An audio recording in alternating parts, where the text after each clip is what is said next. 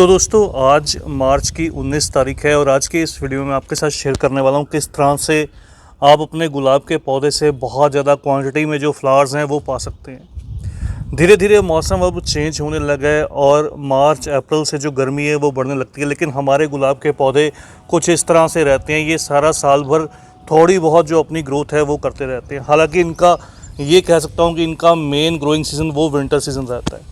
तो ये देखिए, ये मेरा एक स्टैंडर्ड रोज़ है जो आपके साथ शेयर कर रहा हूँ। अगर आप इस पर भी नोटिस कीजिएगा तो इस पर भी बहुत अच्छी क्वांटिटी में जो फ्लावरिंग है वो स्टार्ट हुई है। देखिए साइज़, हालांकि इसका जो है वो मीडियम साइज़ के अंदर है।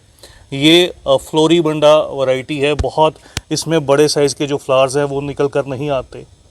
या फिर आप ये कह लीजिए कि ये फ्लोरीबंडा वैरायटी को इस तरह से एक स्टैंडर्ड रोज़ के ऊपर जो है वो ग्राफ्ट किया गया है। इसी तरह से अगर आप मेरे दूसरे भी पौधे देखेंगे तो सभी में इस समय पर ग्रोथ बहुत अच्छी है। फूलों का साइज़ कुछ में बड़ा है, कुछ में छोटा है, वो तो एक्चुअल में वैरायटीज़ पर डिपेंड करता है, लेकिन ग्रोथ बहुत बड़ी है। और सभी में ये देखिए इस तरह से जो ढेरों कलियां वो निकल रही हैं ऑलरेडी। हालांकि मैंने वीडियोस जो हैं वो शेयर भी की थी किस तरह से इन पौधों को जो है वो फर्टिलाइज़ करना चाहिए। ये देखिए कि ये मेरा और गुलाब का पौधा है, इसको प्रिंसेस डी मोनाको बोलते हैं। इसके जो ये 2-3 दिन पहले जो फ्लावर्स खिले थे वो इस तरह से झुलस गए हैं क्योंकि गर्मी बढ़ने लगी है। और गर्मी के मौसम में तो ख़ास तौर पर इन गुलाब के पौधों में अगर आपके पास ग्रीन नेट हो तो इनको आप ग्रीन नेट के नीचे प्लेस कीजिए तो वो बढ़िया रहता है। नहीं तो इनके जो फ्लावर्स हैं वो इस तरह से सन बर्न होने लगते हैं, देखिए झुलसने लगते हैं और बहुत जल्द ये जो है खिलने कुछ दिन के बाद ही सर्वाइव नहीं कर पाते। तो इसलिए इनको थोड़ा सा अगर आपके पास ग्रीन नेट हो तो उसके नीचे प्लेस कीजिए। हालांकि मेरे पास ग्रीन नेट अवेलेबल नहीं रहता, मैं ग्रीन नेट का यूज़ नहीं करता, इसलिए मेरे जो ये सभी के सभी गुलाब के पौधे हैं, चाहे हमारे यहाँ पर टेम्परेचर जो है वो दिन के समय गर्मी के मौसम में ख़ास तौर पर 45 डिग्री के आसपास पहुँच जाता है, उस समय पर भी ये जो पौधे हैं ये पूरी धूप में ही प्लेस्ड रहते हैं। अब बात करते हैं पौधे पर से ज़्यादा फूल कैसे पाएँ। तो ज़्यादा फूलों का ये जो सीक्रेट है ये 3-4 बातों पर डिपेंड करता है। नंबर 1 तो आपके जो प्लांट की एज है वो थोड़ी सी बड़ी रहनी चाहिए। अगर आप बिल्कुल नर्सरी से इस साल नया पौधा लेकर आए हैं, लगा रहे हैं उसको, तो बहुत कम चांसेस रहते हैं वो पौधा बहुत तेज़ी से बहुत ज़्यादा क्वांटिटी में जो फ्लावरिंग है वो स्टार्ट कर पाए। थोड़ा सा उसको सेट करने का, उसको ग्रो होने का समय देना पड़ता है। 1 आध साल के बाद जब आप उसकी ख़ास तौर पर अक्टूबर के बाद नवंबर के स्टार्टिंग में जब उसकी एक बार प्रूनिंग करते हैं, कटाई छटाई करते हैं, वो मौसम ख़ास रहता है पौधों की प्रूनिंग करने के लिए, कटाई छटाई करने के लिए। तो उस समय पर ये जो पौधे रहते हैं ये मल्टीपल ब्रांचेस को डेवलप करते हैं। ऑलरेडी मेरी जो वीडियो है वो अवेलेबल है किस तरह से इनकी जो कटिंग प्रूनिंग है वो करनी चाहिए।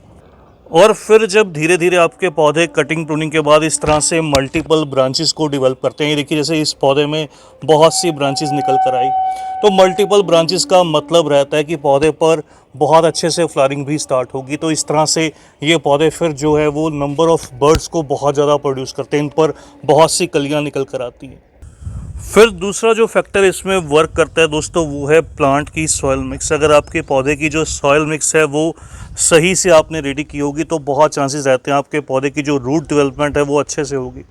और जिस पौधे की जो रूट डेवलपमेंट है वो अच्छे से होती है वो पौधा एक्चुअल में अच्छी फ्लावरिंग करता है और अच्छी ग्रोथ करता है। अगर आप लगा लीजिए, अगर छोटे बच्चे को सही से गाइड किया जाए, उसको सही से जो स्टार्टिंग है वो दी जाए, उसको जो बेस है उसका स्ट्रॉन्ग बनाया जाए, तो वो बड़े होकर अच्छे से डेवलप हो जाता है, अच्छे से वो प्रोग्रेस करता है।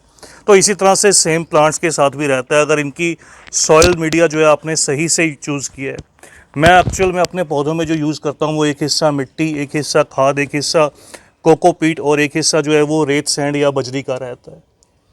कुछ मेरे दोस्त इन पौधों के लिए जो है वो सिंडर भी इस्तेमाल करते हैं। सिंडर में भी क्या एक्चुअल में रहता है कि सिंडर में जो एयर का फ्लो है वो मीडिया के अंदर बहुत बढ़िया रहता है, जिससे पौधे जो हैं वो सांस अच्छे से ले पाते हैं और अच्छे से ग्रोथ भी करते हैं।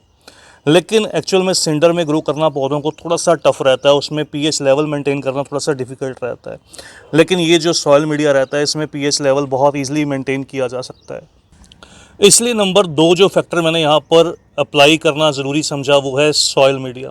तो सॉइल मीडिया आप पौधों को अच्छा दीजिए, बिल्कुल पोरस हो जिसमें रूट्स अच्छे से डेवलप कर पाएँ, अच्छे से सांस ले पाएँ। बहुत ज़्यादा हार्ड सॉइल का इस्तेमाल मत कीजिए। किसी भी फ्लावरिंग प्लांट को अच्छी ग्रोथ के लिए एक जो तीसरी चीज़ इंपॉर्टेंट रहती है वो रहती है सनलाइट। तो इन पौधों को सनलाइट प्रॉपर चाहिए होती है इनके फ्लावर्स को खिलने के लिए और पौधे की अच्छी ग्रोथ के लिए। तो सनलाइट आपको ज़रूर देनी है पौधों के अंदर। ये देखिए कि ये मेरी मिनिएचर रोज़ की वैरायटी है। इस पर भी अगर आप नोटिस कीजिएगा, ये देखिए कितनी अच्छी क्वांटिटी में जो फ्लावरिंग है वो फिर से स्टार्ट हुई है। पहले ही मैंने आपके साथ इसकी जो वीडियो है वो शेयर भी की थी। तो अब ये पौधा कितना बुशी घना सा डेवलप हुआ है। ये देखिए यहाँ पर सभी जगह पर इसमें जो कलियाँ हैं वो निकलती हुई दिखाई देंगी। चलिए अब लास्ट में नंबर 3 पर जो बात आती है वो आती है फर्टिलाइज़र की। तो मैं जो मेजरली यूज़ करता हूँ इन पौधों के लिए, अच्छी ग्रोथ के लिए, अच्छी फ्लावरिंग के लिए, तो 3 तरह का वो फर्टिलाइज़र रहता है, जिसमें 2 ऑर्गेनिक है, 1 इनऑर्गेनिक है। पौधों को अगर आप मिक्स करके देंगे तो वो बहुत अच्छे से ग्रोथ करते हैं। नंबर 1 जो इस्तेमाल करता हूँ इस तरह से, ये सरसों की खली रहती है जिसको मस्टर्ड केक बोलते हैं। तो इसका इस्तेमाल बहुत बढ़िया रहता है। गर्मी के मौसम में सर्दी के अकॉर्डिंग इसको थोड़ा सा कम क्वांटिटी में इस्तेमाल कीजिए, क्योंकि पौधे बहुत ज़्यादा ग्रोथ पर नहीं रहते। लेकिन इस समय अभी आप मार्च अप्रैल में इसका जो यूज़ है वो अच्छे से कर सकते हैं। लगभग 5 ग्राम एक गमले के अकॉर्डिंग जो है वो इसको अप्लाई कीजिए। नंबर 2 जो इनऑर्गेनिक रहता है वो रहता है इस तरह से डीएपी में नाइट्रोजन और फॉस्फोरस रहता है, जो ओवरऑल ग्रोथ में बहुत हेल्प करता है। एक तो पौधे की जो ब्रांचेस हैं, मल्टीपल ब्रांचेस निकल कर आती हैं, दूसरा लीफी ग्रोथ बहुत अच्छे से होती है। तो इस तरह से डीएपी का जो इम्प्लीमेंट है, जो अप्लाई है, वो मैं लगभग मंथली वंस, एक बार 1 महीने में करता हूँ। बस इतने से दाने जो है वो 10 से 12 इंच के गमले में। तो इस तरह से इसको आप ज़रूर फीड कीजिए। और नंबर 3 जो सबसे ज़रूरी है, अगर आप उन 2 चीज़ों को भी छोड़ देंगे तो सबसे ज़रूरी ये जो काम रहता है ये बहुत ज़रूरी रहता है। पौधों को ओवरऑल ग्रोथ के लिए अच्छा जो फर्टिलाइज़र है वो ज़रूर चाहिए होता है।